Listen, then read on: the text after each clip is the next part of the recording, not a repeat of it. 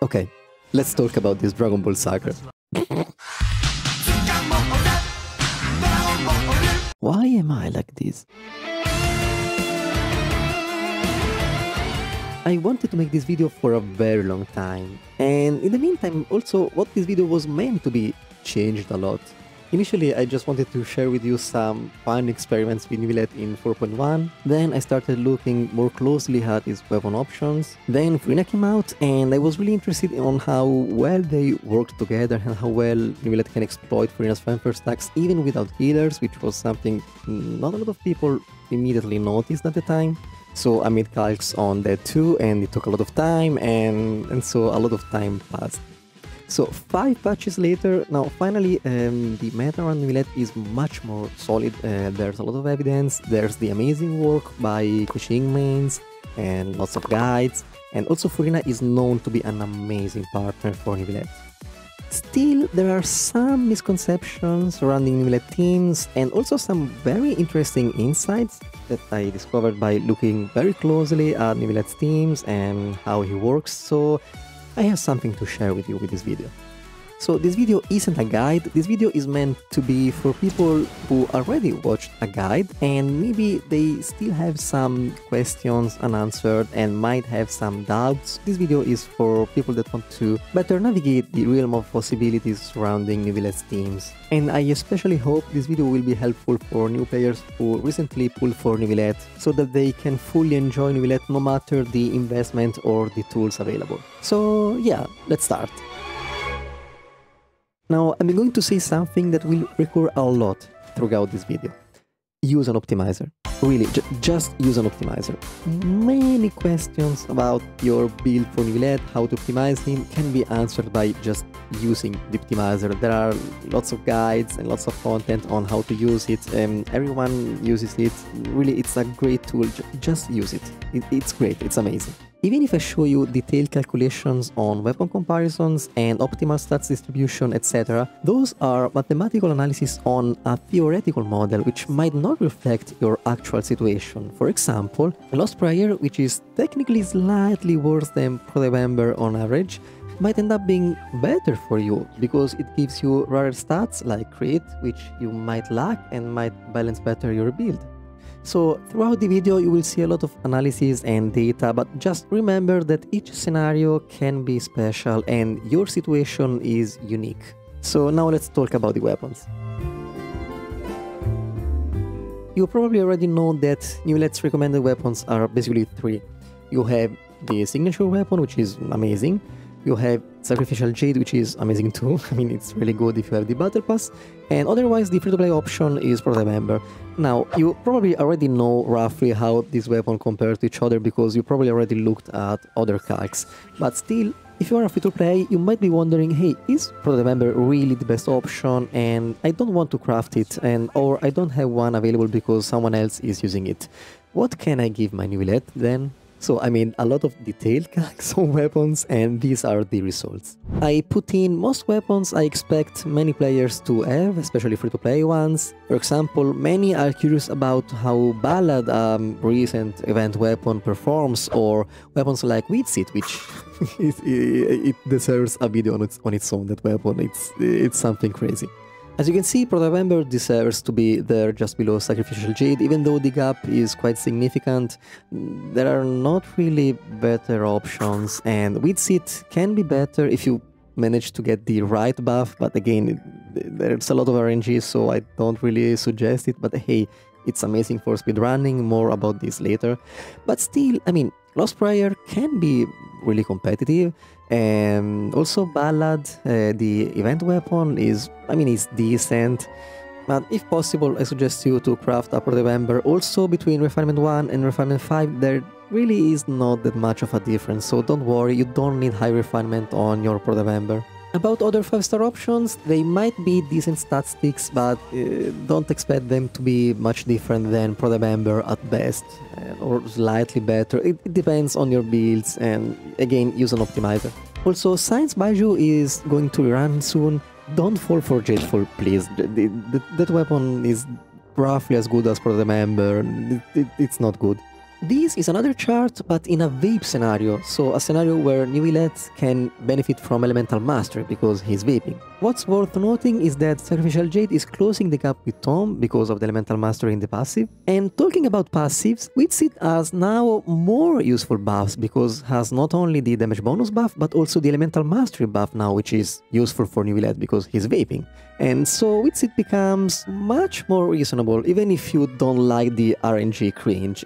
You have 2 out of 3 chances of getting a useful buff, which is nice. Now, keep in mind that for the calculations, I'm assuming only partial uptime on Witsit buff, like 2/3. But if you're really fast at killing stuff, and you're willing to retry in order to get the most optimal buff, which is the damage bonus one, then Witsit becomes an amazing low-cost speedrunning weapon, even rivaling Tom, which is just crazy. And you can see it in action in this great speedrun by Jamie, so go check it out.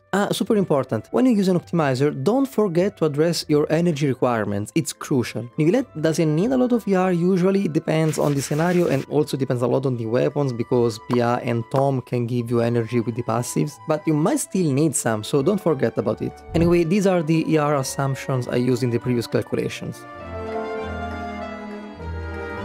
Another thing people often ask is whether it's better an HP goblet or a health damage bonus goblet or even an HP circlet instead of a crit one, and again, use an optimizer because Neuvillette works in such a way that HP, damage bonus and crit are similarly valuable, very roughly. Usually an HP hydro damage bonus and crit build tends to be the most balanced one, but HP goblet and HP circlet can be extremely competitive and even better. Of course, in scenarios where you lack damage bonus sources, then an HP goblet becomes much worse. But on the other hand, when you start having a lot of damage bonus sources, then the value of an HP goblet really increases. And keep in mind, I was quite conservative in these examples, assuming just 70% damage bonus from external sources at most, but you can reach even 150 if you sum together Kazuha, Furina, and Petra from a Geo character like Zhongli, for example. Of course, you won't have full uptime on the maximum amount of those buffs, but still, you can have a pretty high average compared to what I assumed here, so this is just for you to know. Also, remember that these are calculations with optimized stats distribution, which very likely won't reflect your own situation. And since the margins can be really small, I mean, one good substat is just 2% usually. The best way to know what's actually better for you in your own situation is, guess what?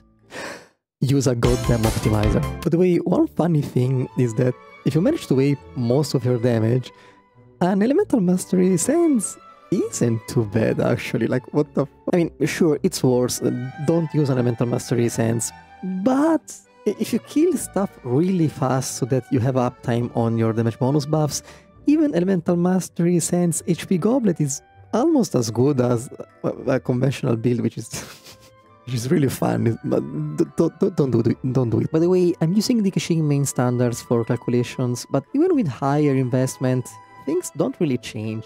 If anything, at higher investment, you get more wiggle room for stats allocation, so the gap between the main stats really shrink. So, especially if you have Tom, just ignore people telling you you need a main stat or another one. Just use an optimizer and check out your best pieces available. And give HP circlets a chance if you have a lot of crit. I think many players overestimate how many assets they need to make Neuvillette work properly. Even after his recent banner, I've seen many players complain that they didn't know how to make a team without Kazuha, Furina, Zhongli, Baiju, and sure, they are very good supports, especially Furina, Kazuha especially.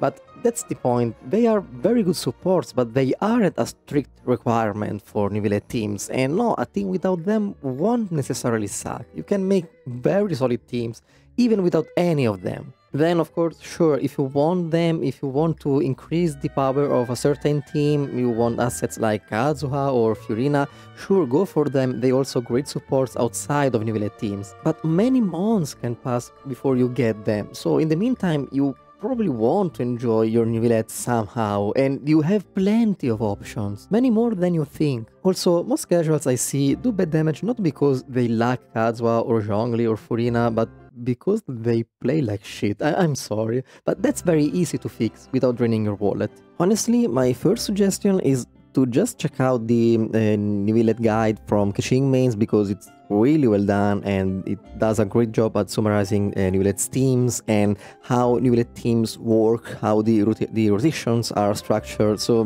really check it out. But in a nutshell, the things you need to keep in mind when creating and structuring Neuvillette teams aren't that many.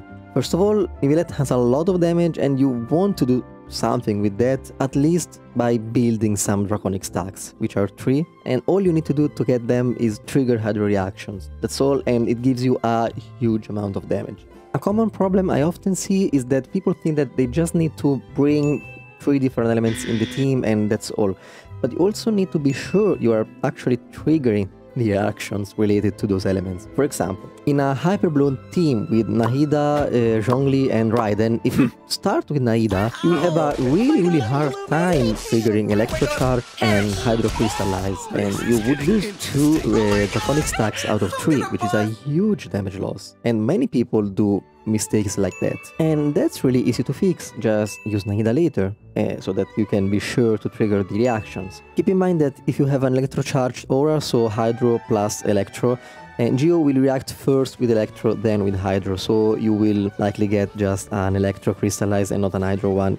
Something to really keep in mind. Another important way to increase Neuvillette's damage is by using external buffs, or debuffs, like the VV debuff. So any Animo character who can hold the Virid Assembler artifact set and apply the debuff on the enemy. Among the buffs we have mainly damage bonus, so Kazuha, Petra from a Geo character with the artifact set, Furina of course. A lot of mistakes I see is that many people don't fulfill the conditions for these buffs and debuffs to work. For example, Petra, you need to grab the Hydro Crystallize with the Geo character who holds the artifact set. The Animo with VV needs to swirl Hydro on field, otherwise the set won't work. And of course Kazuha needs to swirl Hydro for the A4 damage bonus passive to work, but he can also do it off field, which is why the burst can come in handy, refreshing the passive throughout the rotation. Other buffs include Zhongli's 20% res shred from his shield, and Lisa's A4 passive with the 15% dev shred.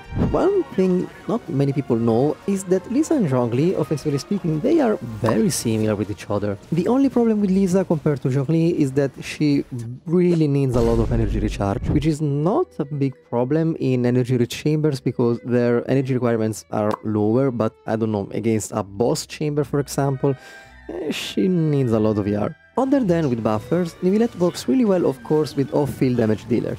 Fischl, for example, is among the most common options and she works really well. And even Furina, sure, she provides buffs, but she also provides a lot of personal damage. You can use Yae if you have her, but keep in mind that Neuvillette doesn't really have downtime in his team, so I mean, wasting time doing right here, right now, Ymer, etc. It tends to be a waste of time and DPS. You can also use characters like Albedo or Chiori, so Geo characters with a Petra set who can also provide some off-field damage, even though it's not gonna be a lot of damage, but it's still some damage. And of course, reactions like Hyperbloom and Burgon can provide a significant amount of damage. So until now, I've talked about Draconic Stacks, buffs, debuffs, off-field damage, but I've never mentioned shields. To be honest with you, I think the shields with Neuvillette are extremely overrated. Mainly because Neuvillette is great at kiting enemies. Enemies in this game are often really stupid and usually you just need to keep moving and you can still consolidate your damage from a safe distance. Sure, some enemies are extremely aggressive and others have attacks that you can't really dodge in any way, but often if you know the movement patterns, you can just program your rotation so that while you receive the attack that you know you can't dodge, you are doing something else, maybe triggering a burst or you're just casting a skill, and so you can actually use the dodge button. But even if you can't do that, there are other characters that aren't proper shielders but still provide some source of defensive utility that allows you to not being staggered. Beidou, for example, provides nice AoE damage and also provide interruption resistance and a small shield at C1. Xinchu at C2 is actually a decent free-to-play option who provides a great amount of interruption resistance. Deia provides interruption resistance even though it doesn't last a lot, but generally it's enough to avoid certain aggressive patterns. Geo Traveler is actually a very underrated option because he can provide constructs that They are mostly annoying, but you can also use them just to protect yourself from the most aggressive enemies. And not many know that the burst actually provides some interruption resistance, which is not a huge amount, but it's still enough to tank some heavy hits. Also, I know this might sound really cool, but we just got Goru from an event. He is only good in Mono Geo, really, but you can also use him as a very cope but effective Petra bot, who can also create and sack crystallized shields for you, providing a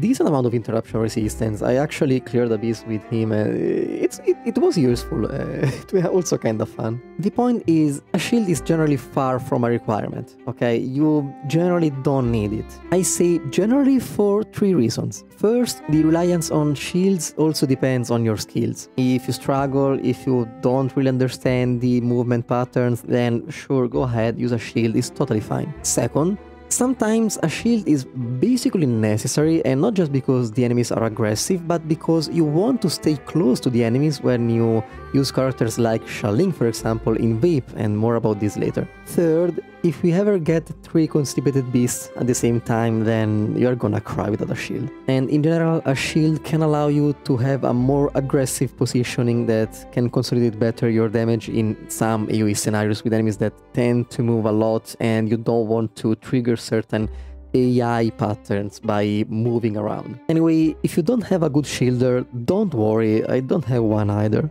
Before moving on, I want to mention other 2 articles.